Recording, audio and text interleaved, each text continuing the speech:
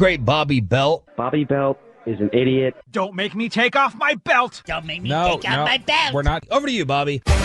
Is panic already setting in after one preseason game? Maybe. It seems like for some Cowboys fans. This is Below the Belt, which is sponsored by D&M Leasing. You can check them out at dmautoleasing.com. The Dallas Cowboys had their first preseason game over the weekend. 31-21 victory for the LA Rams. By the way, did you guys... I don't know. Did you also think it looked really empty in that stadium 5 minutes before the game started? Didn't notice. I don't know if it saw filled Emmett out sipping more. his hair there. I don't know if it filled out more or if it was an instance of that was an earlier shot that they were using B-roll up, but it looked like there was maybe 30% of the stadium was filled when they showed the broad shot. You know, I always wonder that, like, What's your point? when they show those pregame shots, like, how often are they live? A lot of times they're not. I can tell you, as I work in TV, I field produce. I'm in charge of a lot of those shots, guys. But it did make me wonder if it's just like, man, is LA just that uninterested in Never should have football gotten a team again. It's a bad play in general. All right, so the Cowboys taken away from this game. We talked about this a little bit earlier. Some of the stuff that was out there.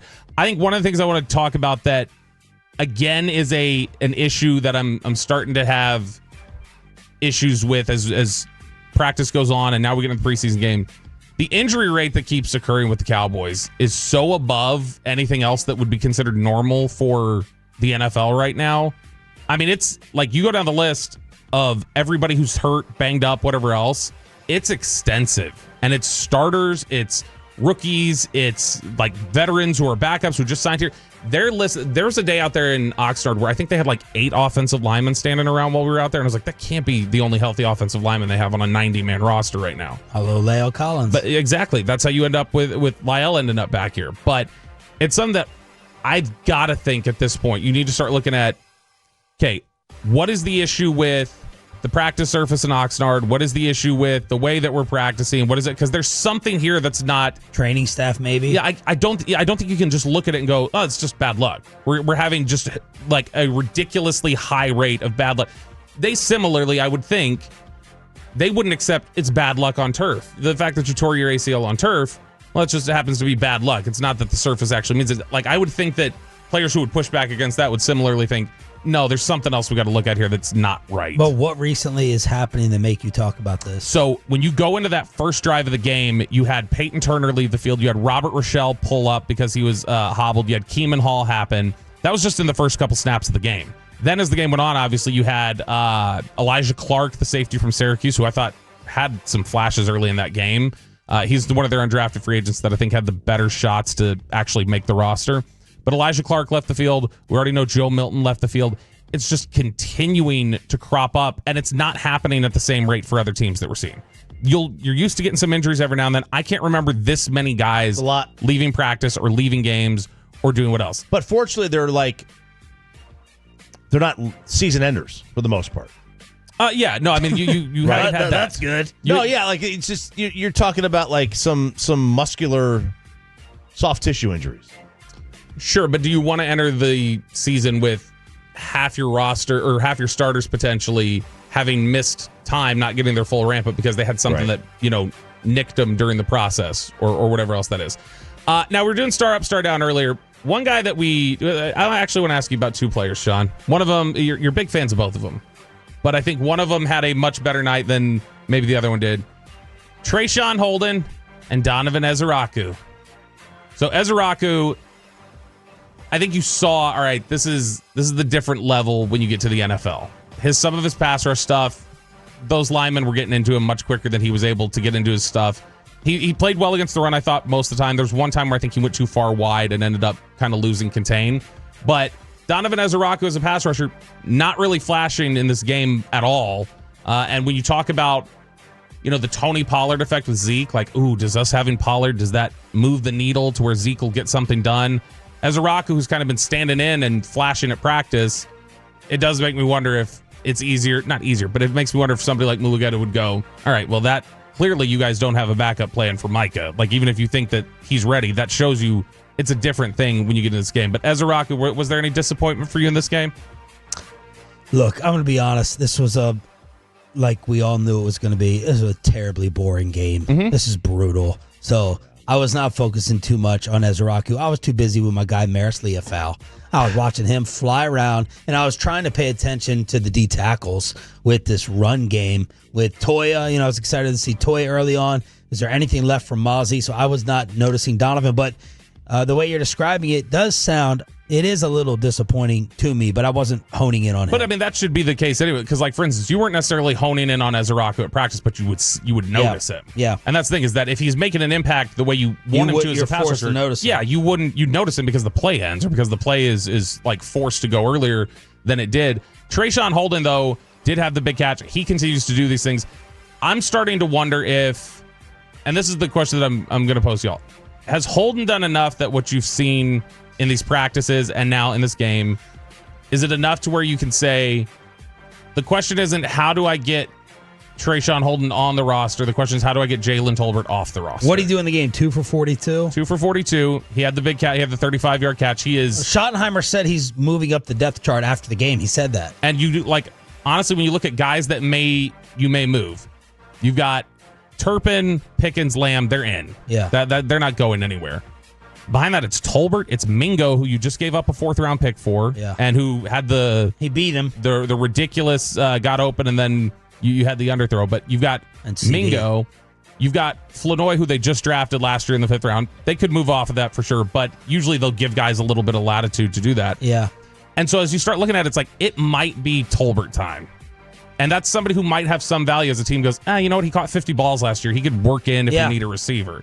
I think if you're looking for a depth-for-depth trade, I would start calling teams about their corners if they're in need of receiver and just seeing if they would take Tolbert for a corner. Give me the size comparison and we want to match up and balance skill sets in the room. So like Jalen, what he does versus Holden and size-wise, so I don't have too many of one. So Traeshon Holden is going to be, if you're 6'3"? Yeah, if you're concerned about, if you're talking about not wanting too many of the other, then Holden is kind of build-wise and the way he works and gets up, it's similar to Mingo. So if you've already got Mingo, you may say, well, do I want 2 guys like that? So Tolbert's 6'1", they say 195. He might be a little lighter than that. Holden is heavier, I think, than the 6'2.5", 205 he's listed at. He does not look 205. I didn't think he looked as big as this 6'3" either. He's like, to me, I think he's probably, just eyeballing it, he looks like he's closer to like a 215. He doesn't look like he's Dez size, but he looks closer to Mingo size than Jalen Tolbert. Look, I'll say it. I'll put myself out there. And I hate doing it because it's training camp. We've been burned by training camp performances and players. But I don't think Jaylen Tolbert is anything special, so I'd try to figure out a way to get Holden over him and deal Jalen for something that you need. That's me. Even though Jalen had a nice year last year in terms of leading the receivers and touchdowns, I'd rather see Holden. I just don't know why we're so ready to get rid of Tolbert. Like, because I think why would you rather, like, he's actually done it. Mingo hasn't done. I can't even say the word. I almost said it. He hasn't done anything. But you want him to be like Tolbert. You pick him thinking that guy's going to be in our top 3. He's no longer one of your top 3. He's just not. And so, all right. Okay. So, so you have Turpin, obviously. So yes. Tolbert gets pushed down. But Turpin, by the way, has done nothing. Well, special teams. Not a receiver. He's had some back. cute little plays. Yeah. I mean, he had Tolbert was a better receiver. Well, who brings back more in trade between Mingo and Tolbert right now? I have no. Tolbert. I don't know why Mingo would bring anything back. I agree with you. A 4th. So that's why I'm.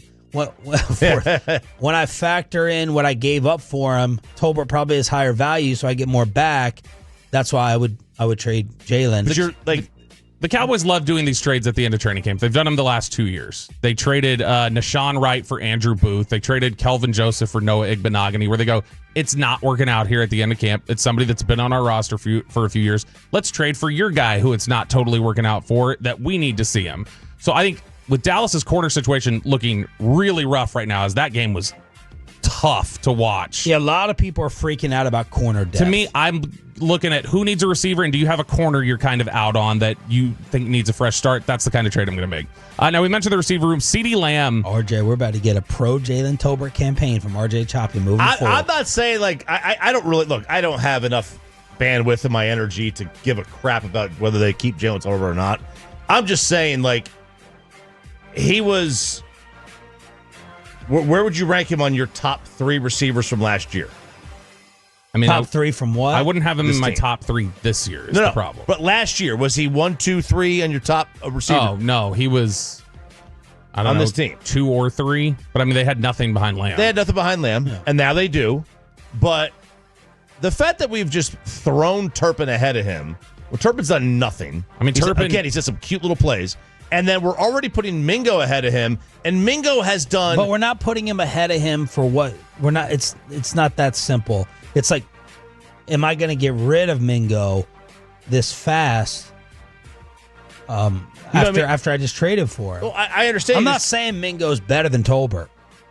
I'm saying I can get more for Tolbert probably to address another issue. And what Jaylen Tolbert does, I think, can be replaced by some combo of Mingo and Holden. And Mingo, I'm not saying Mingo he's better. has practiced better, though. Mingo has been better this offseason than Tolbert was. Tolbert just is not. Tolbert has done nothing at these practices. He's just been kind of there. He's been present. And that's how I felt about him during the season. He ended up with, was it 8 touchdowns? Yeah, 7 or 8. 7 or 8. I think it was 7. Yeah, but I mean, that's also the thing is that when you look at the way that Tolbert plays and different things like that, it's still not what he was supposed to be. So I don't know if that's worth holding on to much longer, especially if he's To gonna me, be he's the just a fourth guy. receiver. Yeah, no, 100%. I agree. And then it sucks because I would have taken him in the second round that year. They took him in the third. And so that was disappointing. You want to wrap here? Or you want to do the CD thing fast? Fast. Okay, all right, let's go to CD Lamb. This was on over the weekend. Him getting a little frustrated with reporters while talking about Micah Parsons. We haven't talked to you since Micah made his trade request. What's your reaction to that? And do you feel he's going to be on this team? Or how do you take that? I feel like he's going to be here. Reaction was crazy, but a little disappointing. But I mean, it is what it is. When you got to get what you got to, you got to do what you got to do, and you got to do what's the best for him and his family. Disappointment in him or the process? Look at you trying to switch things up. No, I was just asking for Process. clarification. Process. You think that's the clarification? So he's getting, and if you look on the video, he looks pissed that it was brought up and that he was irritated. These are the kind of cracks that occur when the negotiation goes on and gets as ugly as it does. This is what happens here. But Plus, CD has talked about this twice at the podium out there. not since the request was put in. That's what, and that's why they're talking to him specifically about this. They were getting his reaction to since the trade request, and then when he said disappointing, that was Joe Hoyt at the Dallas Morning News was circling back like disappointed in what? Like let's just get clarity there. And I think CD took it as a gotcha. It wasn't. It was honestly trying to look out for CD, but this is the kind of tense energy you're going to get when these things happen.